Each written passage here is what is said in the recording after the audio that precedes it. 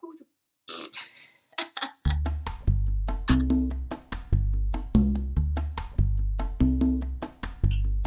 le monde, je vous accueille aujourd'hui dans mon salon pour répondre à une question que j'ai reçue sur Instagram en story.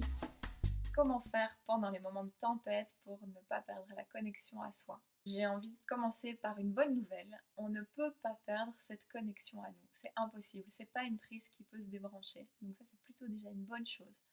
Par contre, c'est comme si c'était une fréquence radio qui était toujours là, qui est toujours disponible, mais il y a certaines radios, ça fait des années que vous ne les avez pas écoutées. Vous n'êtes plus branché à cette fréquence-là. Ça ne veut pas dire qu'elle a disparu, qu'elle n'existe plus, c'est juste que ça fait longtemps que vous n'avez pas pris le temps d'aller sur cette fréquence-là. La question c'est quand est-ce que je me donne un rendez-vous avec moi pour profiter de cette connexion? C'est plutôt ça. Alors comment faire pour être en connexion avec soi, pour garder cette connexion? Tout simplement en étant en connexion avec tes émotions. Quand tu vis une période difficile, on va la qualifier de négative, alors qu'en fait, c'est souvent des moments magnifiques qui nous permettent d'aller faire ressurgir des émotions, des blessures qui ne sont pas réglées en nous, qui ne sont pas guéries, et qui ont l'occasion, à travers cette expérience, de refaire surface.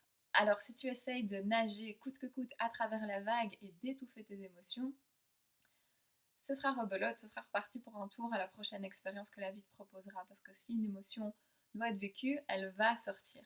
Donc ce que je peux vraiment te conseiller, c'est en période difficile, profite de cette expérience pour vivre l'émotion qui est là, pour vivre l'émotion qui t'est proposée de vivre tout simplement. Une métaphore que j'aime bien, c'est celle du parc d'attractions. Quand tu décides d'aller dans un parc d'attractions, tu sais, si tu choisis les grands loopings, celle qui fait vraiment la plus peur du parc, tu sais que tu vas avoir les boules. Mais pendant toute la traversée, tu vas rire nerveusement, tu vas pleurer, tu vas hurler, tu vas avoir tellement peur. Et en même temps, tu sais qu'il y aura une fin à cette attraction. Tu sais qu'à un moment, ça va s'arrêter et que ce sera fini. Et c'est pareil avec la vie. Si tu peux, au moment même, au moment où tu traverses ta vague, où tu traverses ton mur du feu, si tu peux vivre tes émotions pleinement, pleurer quand tu dois pleurer, crier quand tu dois crier, euh, rire de la situation, tu vas permettre à l'énergie de recirculer et tu vas permettre à tout ton être de vivre ce qu'il a à vivre à travers cette expérience tout simplement, en gardant en tête que rien n'est permanent, que tout ne fait que passer, que c'est toujours un cycle et qu'il y a toujours la fin de l'attraction qui arrive. Ça, c'est vraiment ma clé pour toi. C'est dans ces moments difficiles, surtout, autorise-toi à vivre tes émotions. C'est vraiment comme une mise à jour que tu fais de ton corps, une mise à jour que tu fais de tes croyances, de tes blessures. C'est un moyen que ton corps trouve pour évacuer un trop-plein que tu traînes sûrement depuis bien longtemps. Ce qui rend une traversée en bateau difficile, c'est quand tu luttes contre la vague. Quand tu luttes contre le courant, c'est vraiment le plus difficile, c'est le moment où tu vas sûrement avoir des hauts le cœur et être pas bien du tout. Alors que si tu t'installes confortablement et tu suis juste le mouvement, je ne vais pas vous donner le mal de mer, mais vraiment, il y a ce, ce mouvement de la vie en fait. Et quand on est sur un bateau en pleine traversée de mer, quand je vais voir les dauphins, c'est vraiment une méditation que j'adore faire. Je me mets à l'avant du bateau, parfois la mer est très agitée, et j'essaye vraiment avec les yeux fermés de simplement me laisser porter par le mouvement de l'eau. Et quand il y a des moments où le bateau monte vraiment et redescend en une fois, je peux sentir en moi la peur. La peur qui fait... Je l'entends même parfois dans ma respiration, il y a...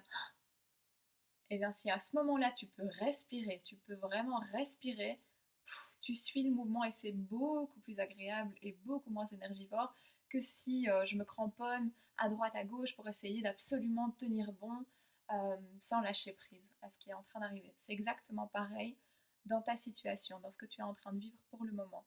Au plus tu te cramponnes à ce que tu connais, à ce que tu ne veux pas lâcher, à tes certitudes, à tes sécurités, au plus la traversée va être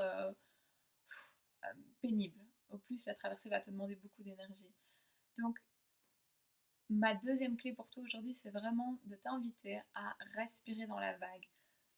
Quand tu sens que ça monte, que la peur te prend, essaye de vraiment de respirer et de suivre le mouvement que la vie te propose à ce moment-là. Et comme je te le disais tout à l'heure, si c'est de pleurer, pleure. Tu n'as pas besoin de savoir pourquoi tu pleures. Tu es sûrement en train de libérer des parts de toi. Libère-les. T'as pas besoin d'expliquer pourquoi tu es en colère. Sois en colère.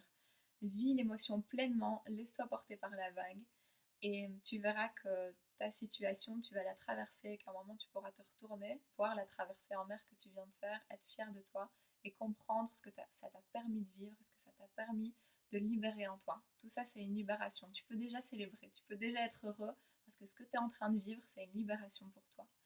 Je te fais des gros bisous, bon courage, bonne traversée.